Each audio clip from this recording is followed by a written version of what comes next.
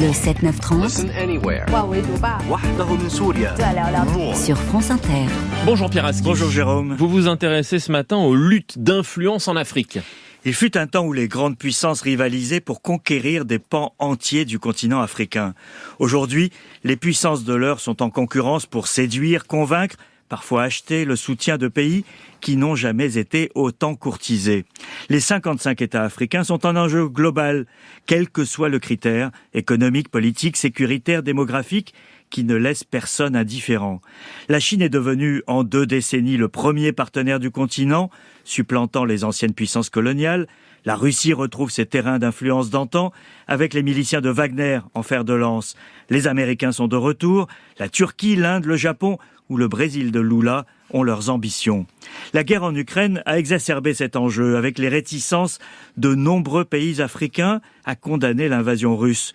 Depuis, on a compris que les Africains refusent d'être considérés comme acquis d'avance par l'Occident et surtout vivent mal le soutien massif à l'Ukraine, là où leurs malheurs sont souvent ignorés. La Chine, elle aussi, est très active. Et cette semaine, Jérôme, le tout nouveau ministre des Affaires étrangères chinois, Qin Gang, a effectué son premier déplacement et il a choisi l'Afrique.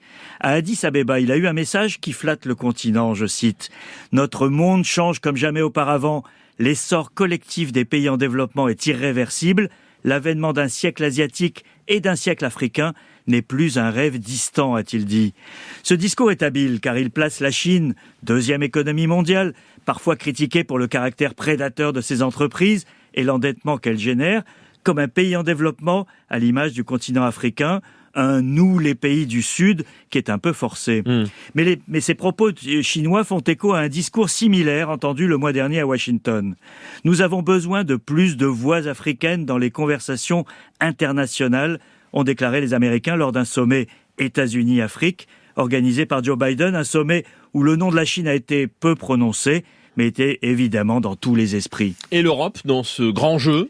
Elle a le handicap de son passé et de son passif, mais aussi de s'être détournée de l'Afrique pour se réveiller un peu tard. La France en particulier doit affronter un climat hostile d'une partie de la jeunesse dans les pays francophones, comme s'en est rendu compte la secrétaire d'État Chrysoula Zacharopoulou cette semaine au Burkina Faso. L'an dernier, un sommet Afrique-Europe s'est tenu à Bruxelles, quelques jours à peine avant l'invasion de l'Ukraine. Les 27 ont lancé un fonds, Global Gateway, pour concurrencer les routes de la soie chinoise, mais l'UE n'a ni la souplesse, ni vraiment les moyens de Pékin. Le bal des prétendants en Afrique devrait pourtant pousser l'Europe à réinventer ses rapports avec ce continent, auquel elle est inexorablement liée. Mais il y a encore du chemin à faire pour que l'Afrique considère effectivement la France et l'Europe comme des alliés naturels. Il y a pourtant urgence. Merci à vous Pierre Aski.